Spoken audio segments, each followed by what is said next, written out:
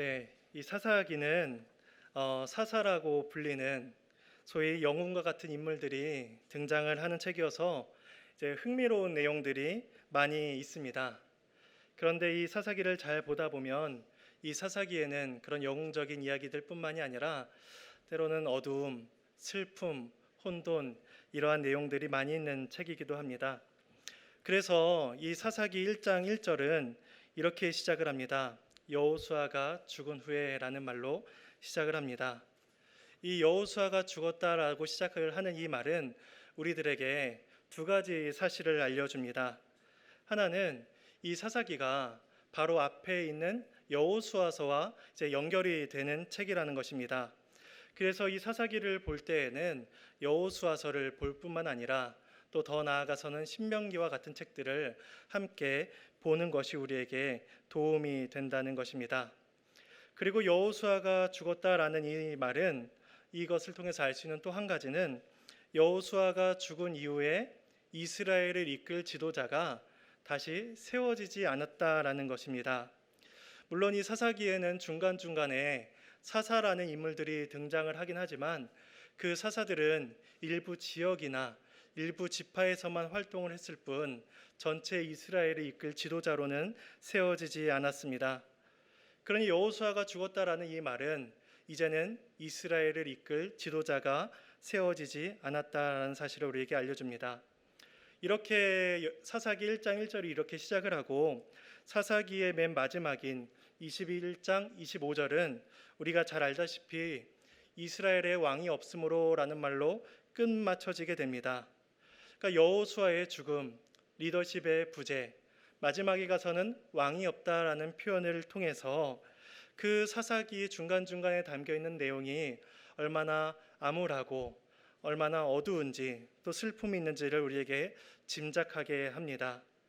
그래서 사사기 자체는 어두움이 깔려있는 시기이기도 하지만 또 동시에 그런 이스라엘을 향해서 하나님께서 베푸시는 사랑과 은혜, 긍휼이 드러나는 책이기도 합니다.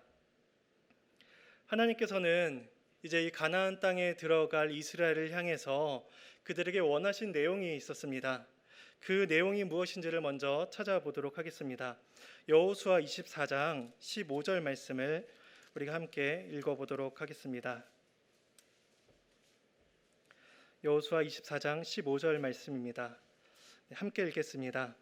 만일 여호와를 섬기는 것이 너희에게 좋지 않게 보이거든 너희 조상들이 강 저쪽에서 섬기던 신들이든지 또는 너희가 거주하는 땅에 있는 아모리 족속의 신들이든지 너희가 섬길 자를 오늘 택하라. 오직 나와 내 집은 여호와를 섬기겠노라 하니 여호수아는 오직 나와 내 집은 여호와를 섬기겠다라고 말씀을 하며 이제 이스라엘 백성들에게 선택을 하라라고 이제 선택지를 줍니다. 그런데 이 선택지는 뭐 A든 B든 상관이 없으니 너희가 좋은 대로 너희가 좋아 보이는 대로 하나를 선택해라라는 것이 아니라 사실은 정답이 있는 선택지였습니다. 그것은 뭐냐면 여호수아의 말처럼 하나님만을 선택하라라는 것입니다. 이에 대한 답이 바로 이어서 21절에 나옵니다. 백성이 여호수아에게 말하되 아니니이다 우리가 여호와를 섬기겠나이다 하는지라. 이스라엘도 여호수아처럼 우리가 하나님만을 선택하고 하나님만을 섬기겠다라고 이렇게 대답하고 고백을 하는 것입니다. 그래서 이어지는 이 사사기의 싸움은 결국 이 싸움입니다. 하나님만을 섬기느냐 하나님만을 섬기지 못하느냐 이 싸움이 사사기에서 계속해서 진행되고 있는 것이죠. 그런데 이 여호수아가 죽었다라는 말로 시작하는 이 사사기는 마치 오직 나와 내 집은 여호와만을 섬기겠다라는 이 여호수아의 죽음을 시작으로 보여주며 하나님만을 섬겨야 하는 싸움에서 이스라엘이 쉽게 승리하지 못한다는 사실을 우리에게 암시하여 주는 것과 같습니다. 그렇다면 오직 하나님만을 섬기는 것, 그것은 어떠한 방식을 통해서 가능할까요? 우리가 이 신명기 7장을 한번 보도록 하겠습니다. 신명기 7장 1절에서 3절 말씀입니다. 구약성경 272페이지입니다.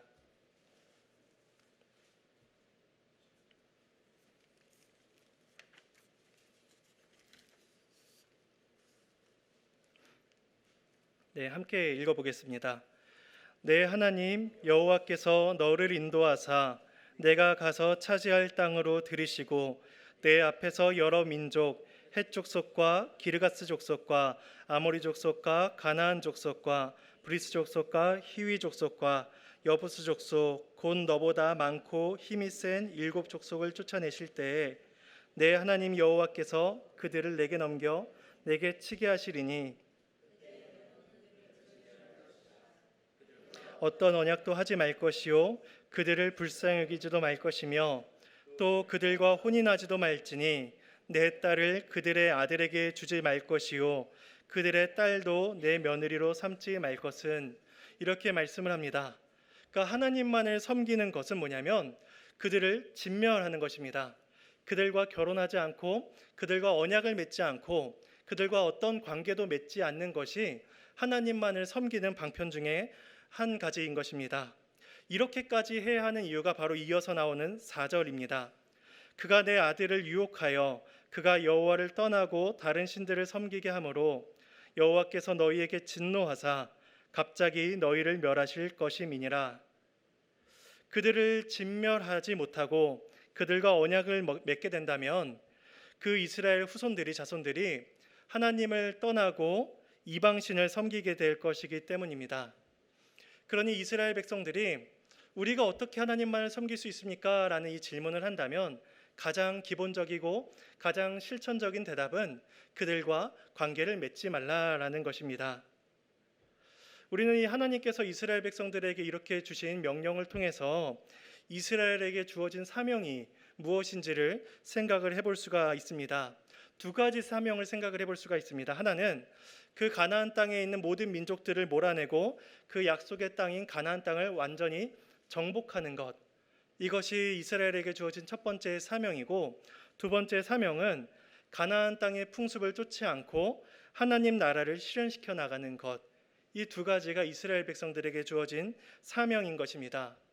그리고 이 사명은 오늘날을 살아가는 우리들에게도 동일하게 주어진 사명이기도 합니다. 하나님을 온전히 섬기고 하나님의 나라를 실현시켜 나가는 것. 그래서 우리는 우리들의 신앙을 흐트러뜨리고 어지럽게 하는 세상의 문화로부터 우리를 지켜야 하는 것입니다. 우리는 얼마나 우리들의 사명에 순종하며 잘 살고 있습니까? 그리고 그렇다면 또 이스라엘은 얼마나 잘 순종했을까요? 이어서 여호수아에서 이어서 바로 나오는 사사기 1장은 그 이스라엘의 군사적인 모습들이 나타납니다. 그래서 사사기 1장은 유다 지파가 중심이 되어서 이제 가나안 땅을 정복하는 장면으로 시작을 합니다.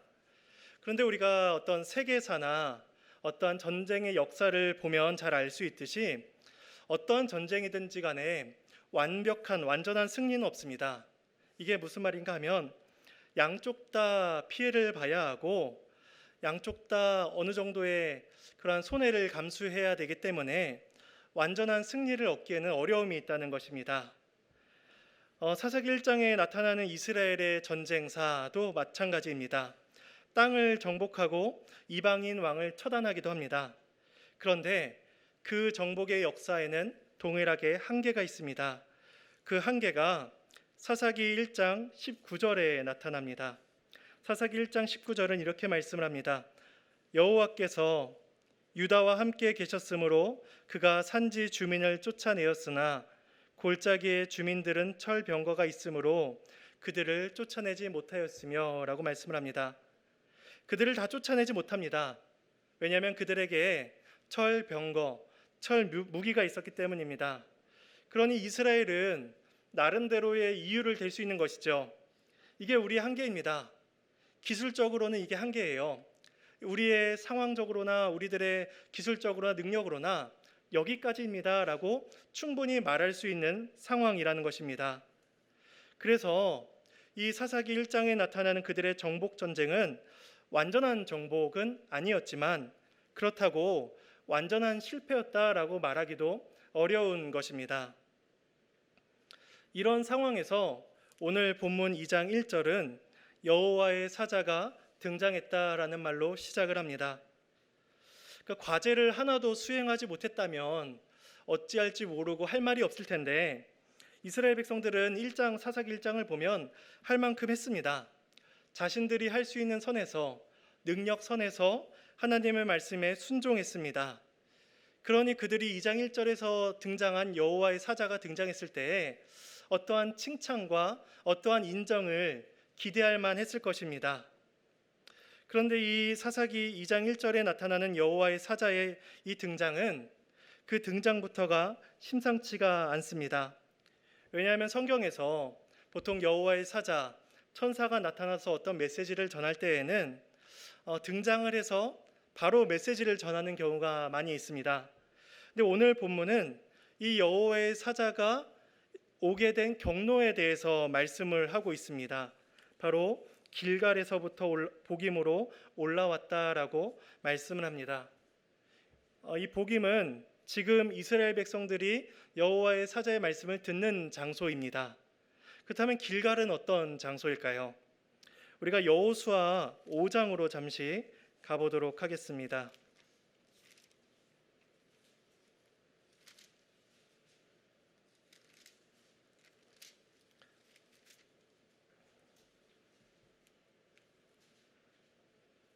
여호수아 5장 2절과 3절 말씀입니다. 함께 읽겠습니다.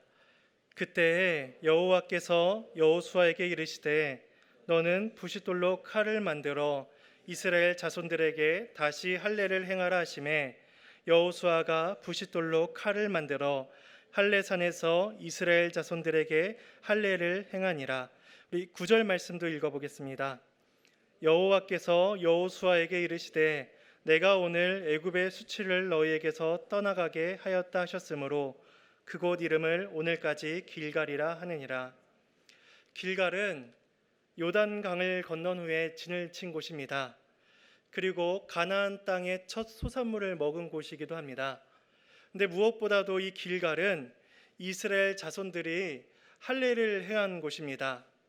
할례는 자신들의 포피를 베어냄으로 인하여서 자신들이 하나님의 언약 백성임을 보여주는 언약의 표지였습니다. 출애굽한 이스라엘 백성들은 40년 동안 할례를 행하지 못한 채 광야 생활을 해왔습니다. 그리고 출애굽 1세대가 다 죽은 이후에야 가나안 땅, 약속의 땅에 들어왔고 그 가나안 땅에 들어오자마자 한 일이 바로 할례를 행함으로 자신들이 하나님의 백성임을, 언약 백성임을 드러낸 것입니다. 그래서 그곳을 가리켜서 애굽의 수치가 떠나간 곳 길갈이라고 부르게 된 것입니다. 그래서 이 길갈은 하나님께서 그들의 죄를 용서하시고 그들을 하나님의 백성으로 붙들어 메어주심을 우리에게 보여주시는 장소입니다. 40여 년간의 광야에서의 불순종과 죄에도 불구하고 오직 하나님의 은혜로 그들을 다시 세워주시고 그들이 여전히 하나님의 백성임을 우리에게 보여주시는 것이 바로 길갈입니다. 그러니 여호와의 사자가 이 길갈에서부터 왔다라는 이 사실은 이스라엘이 하나님의 언약 백성임을 상기시켜 주는 것이었습니다.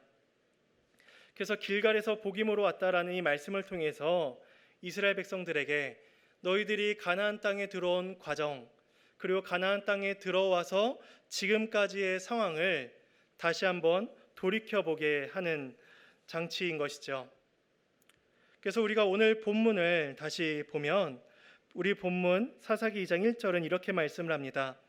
여호와의 사자가 길갈에서부터 복임으로 올라와 말하되 내가 너희를 애굽에서 올라오게 하여 내가 너희의 조상들에게 맹세한 땅으로 들어가게 하였다라고 말씀을 합니다. 먼저 하나님의 은혜를 언급하는 것으로 시작을 합니다. 내가 너희를 애굽에서 올라오게 했고 그 땅에 들이게 했다라는 이 사실인 것이죠. 그래서 이 말씀을 듣는 지금의 이스라엘 백성들은 하나님의 언약을 대하는 상황이 바뀌게 됩니다. 왜냐하면 그 이전에 믿음의 조상이라고 불렸던 아브라함은 하나님의 언약을 귀로 들었지만 그들은 약속의 실천을 눈으로 직접 보지는 못했습니다. 언약의 실천을 보지 못하고 믿음으로 믿었던 것이죠. 그런데 오늘 이 말씀을 듣는 이스라엘 백성들은 이제 자신들이 직접 하나님께서 믿음의 조상들에게 약속하셨던 약속과 언약들을 그 성취를 경험한 자들입니다. 그래서 이전에는 언약이 하나님께서 행하겠다라고 말씀하셨던 어떠한 미래적인 요소들이 있었다면 이제는 하나님께서 행하신 일, 이미 너희들 가운데 행하신 경험적인 일을 이제 돌아보라라는 것입니다. 그래서 이미 경험한 이 언약의 성취를 토대로 2장 1절 하반절에서는 이어서 말씀을 합니다. 바로 이스라엘과 맺은 언약을 어기지 아니하시겠다라는 것입니다. 과거에 맺은 그 약속을 너희들의 눈으로 보았듯이 그것을 하나님께서 모든 것들을 실현하셨듯이 앞으로의 모든 언약들도 어기지 않고 다 실현시키시겠다라는 하나님의 약속의 보증인 것입니다. 그리고 이어지는 2절 말씀은 이스라엘 백성들에게 명령하셨던 내용들이 쭉 이어집니다. 이 2절의 내용은 우리가 앞에서 읽었던 신명기의 말씀과 같습니다. 그들과 언약을 맺지 말고 그들의 우상 숭배를 쫓지 말라라는 이 말씀입니다. 그러나 이스라엘은 실패했습니다. 신명기에서 말씀하셨던 하나님의 명령을 이스라엘은 실패했습니다.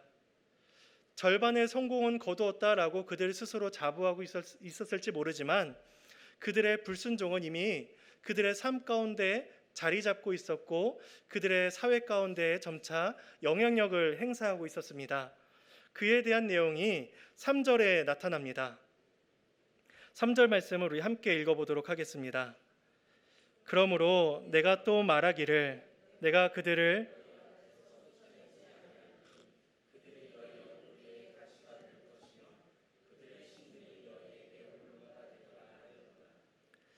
3절 말씀은 그들이 옆구리에 가시가 된다라고 말씀을 합니다.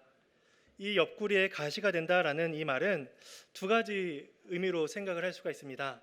먼저 첫 번째 의미는 이 구약 성경이 원래 쓰여진 히브리어 성경에는 가시라는 단어가 쓰여져 있지 않습니다. 그래서 이 가시라는 단어를 뺀 상태로 보는 것이죠. 그래서 이 가시라는 단어를 뺀 상태로 그들이 너희 옆구리가 된다는 것입니다. 그래서 이것을 적용을 한다면 길거리를 이렇게 걸어가다 보면 이제 젊은 남녀 커플들이 이렇게 껴안듯이 이렇게 옆구리에 끼고 이렇게 걸어가는 모습들을 우리가 종종 볼 수가 있는데 그런 이미지를 상상하시면 됩니다. 그들이 너희의 옆구리가 된다는 것은 이스라엘 백성들이 가나안을 그렇게 아끼고 사랑하는 죄악을 사랑하는 이스라엘의 모습을 보여주는 이미지인 것입니다. 동시에 이 옆구리의 가시라는 것은 한글 성경 그대로 옆구리의 가시로도 볼 수가 있습니다. 왜냐하면 민수기 33장 55절과 여호수아 23장 13절에서는 이렇게 말씀을 합니다. 그러니까 가나안 백성들이 너희의 옆구리를 찌르는 가시와 채찍이 된다라고 말씀을 합니다. 그래서 아마도 이 한글 성경은 그리고 몇몇의 영어 성경들은 아마 이 신명기 민수기와 여호수아의 말씀을 토대로 옆구리에 이제 가시로 번역을 한 게 아닐까 싶습니다. 그래서 옆구리에 가시가 된다라는 것은 이스라엘 백성들에게 아픔과 고통, 괴로움을 주는 것이 되는 것이죠. 어떤 해석을 따르든지 간에 어쨌든 그 의미는 부정적입니다. 죄를 사랑하는 이스라엘 혹은 죄의 결과로 인해서 아픔을 당하는 이스라엘인 것입니다. 그래서 이 말씀처럼 이미 가나안 민족들은 이미 이스라엘 백성들에게 옆구리가 되고 있었고 이미 옆구리에 가시가 되고 있었습니다. 왜냐하면 우리가 읽은 본문 바로 앞에 1장 하반부에 보면 재미있는 이제 표현들이 나옵니다. 1장 29절과 30절은 이렇게 시작을 합니다. 에브라임이 게셀에 거주하는 이라고 시작을 하며 30절은 스불론이라고 하면서 먼저 이렇게 단어가 시작을 합니다. 그래서 29절과 30절에는 에브라임이 있고 스불론이 있는데 가나안 족속이 그들 중에 거주하였다라고 말을 합니다. 그러니까 주어가 이스라엘 자손인 것입니다. 그런데 34절에 32절과 33절에 가면 아셀과 납달리가 나옵니다. 한번 보면 이렇게 이야기합니다. 아셀이 악고 주민과 시돈 주민과 알랍과 악식과 헷바와 32절을 읽겠습니다. 아셀 족속이 그 땅의 주민 가운데 족속 가운데 거주하였으니 이는 그들을 쫓아내지 못함이었더라. 그 이어서 납달리도 동일하게 이야기합니다. 납달리가 그 주민 가운데 거하였더라. 그러니까 주객이 전도됐습니다. 앞서 29절과 30절에서는 이스라엘 백성들이 있는데 이스라엘 백성들 가운데 가나안 족속이 거주하였다라고 말을 하는데 32절과 33절에는 이스라엘 백성들이 있지만 그 이스라엘 백성들이 가나안 족속들 가운데 거주하였다라고 이제 주객이 전도된 상황으로 설명을 합니다. 그런데 이어서 34절에 가면 아예 그 말씀이 시작하는 주체가 바뀌어 버립니다. 이스라엘 민족으로 시작을 하지 않고 아모리 족속이라고 하면서 가나안 족속으로 그 시작을 합니다. 그러면서 39절에 가면 아모리 족속의 경계는 이러하니라고 하면서 아모리 족속의 경계를 이야기하는 것으로 1장이 끝나버립니다.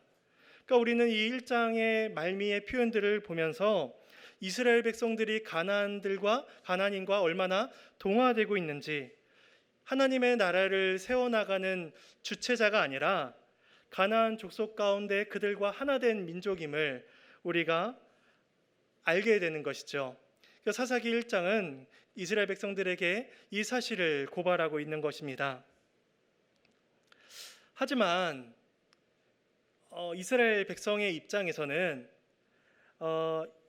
이 여호와의 사자가 나타나서 하는 이 죄의 고발이 조금 너무 지나친 처사다, 너무 지나친 평가다라고 이렇게 반응할지도 모르겠습니다. 왜냐하면 이 사사기 1장에서는 이스라엘 백성들은 할 수 있는 능력선에서 가나안 땅을 차지했습니다. 군사적인 열세가 있었습니다. 철병거로 무장을 한 자들을 어떻게 이길 수가 있겠습니까? 또 사람을 죽이는 것보다 그 사람을 우리 집안의 노예로 삼아서 집안일을 하도록 하는 게 조금 더 경제적이고 조금 더 합리적이다라고 생각을 할 수 있는 일이었습니다. 그러니 이스라엘 백성들은 자기들이 합리적이고 자기들이 조금 더 경제적이다, 조금 더 할만하다라고 생각할 만한 일을 한 것이죠. 그러니까 이스라엘 백성들은 우리가 다 잘못한 게 아니에요 라고 하나님께 항변할 수도 있는 것이었습니다.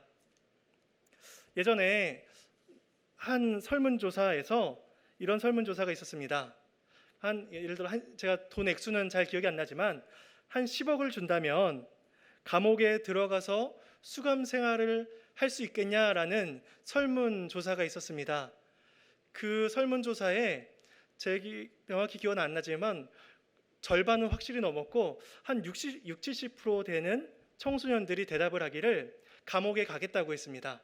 감옥에 가더라도 수감 생활을 하더라도 그 몇 년 수감 생활하고 나오면 몇 억을 내 손에 쥐는 게 더 합리적이라는 것이죠. 열심히 노력하고 수고해서 어렵게 대학 가고 어렵게 취직해서 조금씩 돈 벌어 생활하는 것보다 그렇게 감옥 한 번 갔다 와서 큰 돈을 누리는 것이 청소년들이 보기에 더 합리적이고 더 경제적이다라고 생각을 한 것입니다.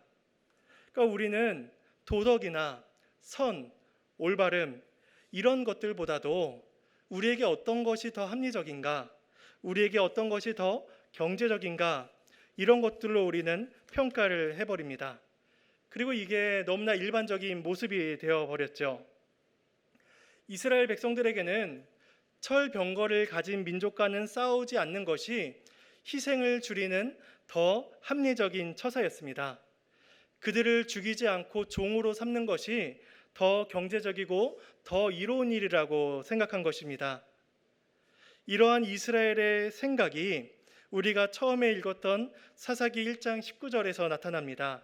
19절 하반절에 이렇게 말씀을 합니다. 골짜기의 주민들은 철병거가 있으므로 그들을 쫓아내지 못하였으며 라고 말씀을 합니다.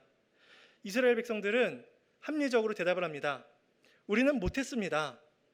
그들은 철병거가 있어서 우리는 할 수가 없었습니다. 라고 대답을 합니다.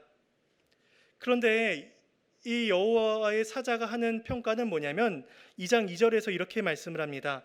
2장 2절 하반절에 이렇게 말씀을 하죠. 너희가 내 목소리를 듣지 않았다고 말씀을 합니다. 이스라엘 백성들은 우리는 못했어요 라고 말을 하지만 하나님의 사자는 너희가 듣지 않았다라고 평가하는 것이죠.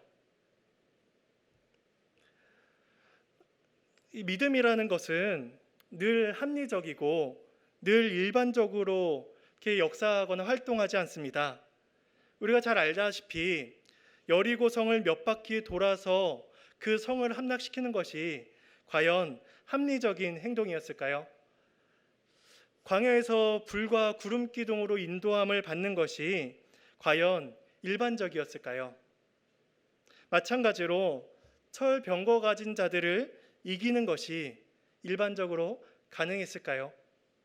다 합리적이지 않고 다 일반적이지 않은 일이었습니다. 그래서 실제로 여호수아서 17장에 이와 관련한 말씀이 있습니다. 우리가 잠시 여호수아 17장으로 가보겠습니다.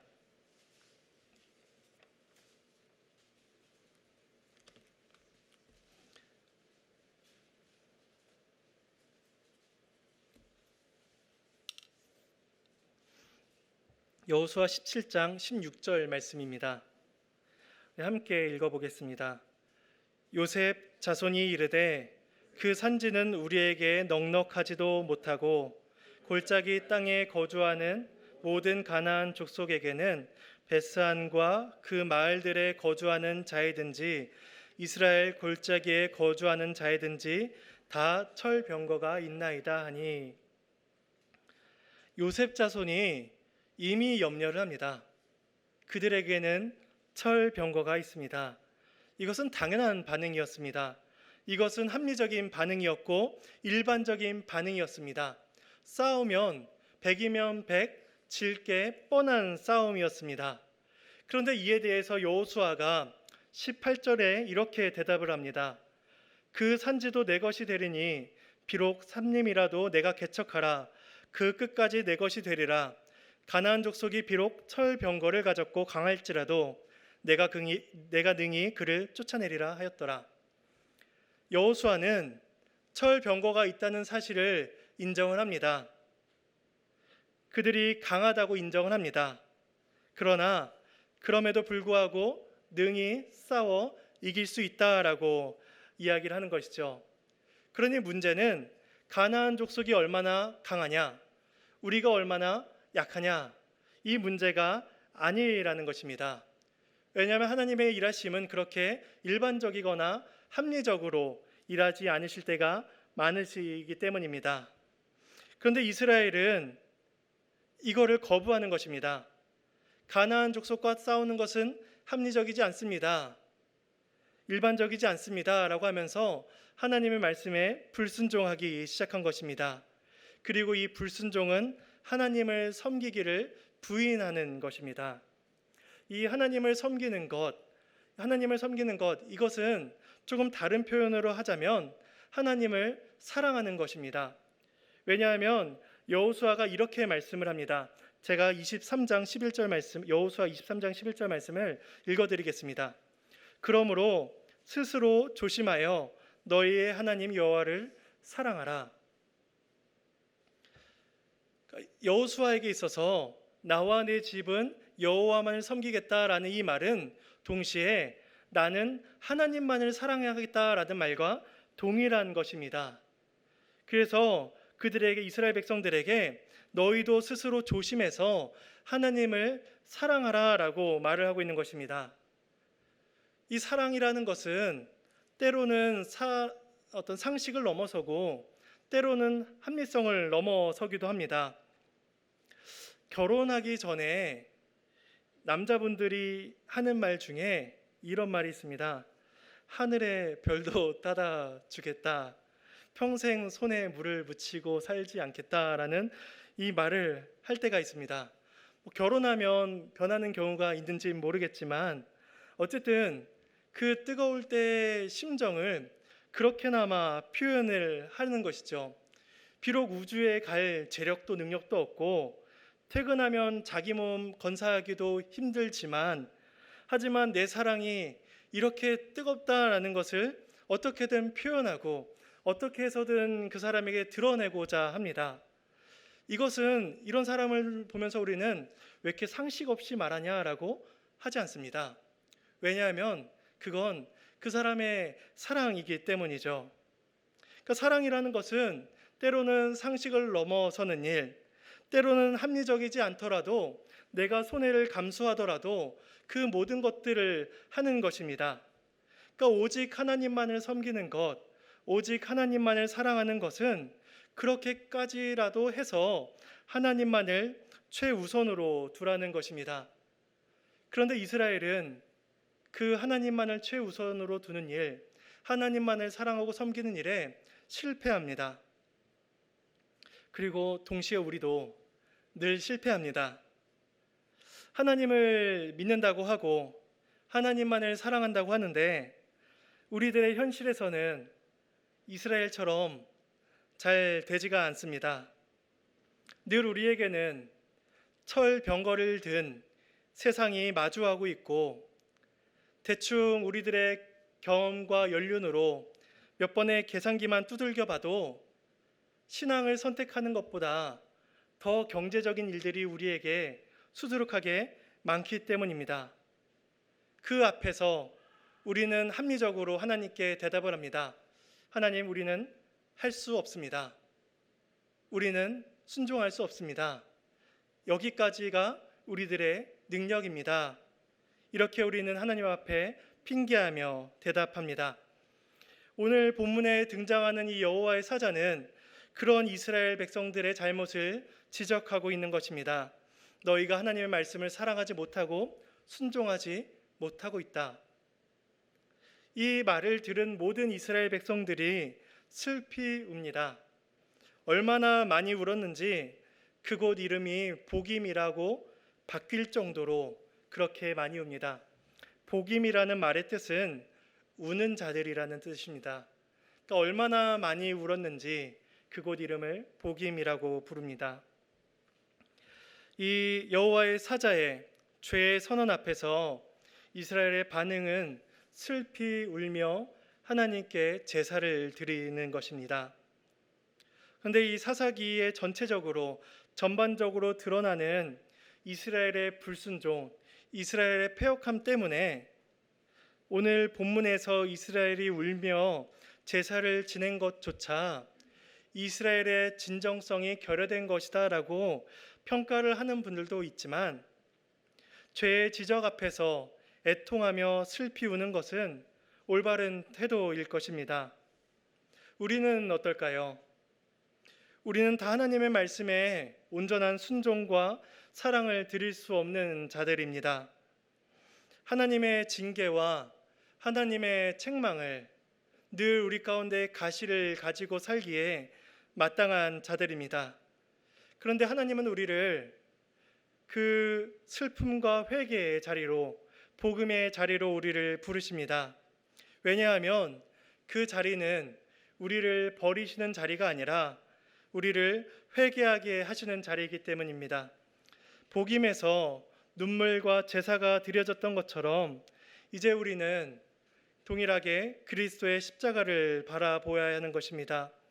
그리스도의 십자가만이 우리들의 불순종을 용서하시며 그리스도의 십자가만이 우리들을 하나님께로 나아가는 유일한 수단이기 때문입니다. 우리의 인생 가운데 실패와 낙심이 있고 절병거와 또 합리적인 일들이 많이 있지만, 그래도 그 가운데에서 하나님의 말씀을 기억하며 그리스도를 바라보며 또 그리스도만을 섬기고 그리스도만을 사랑하는 저와 여러분이 되기를 간절히 소망합니다. 함께 찬송가 251장 찬양하시겠습니다.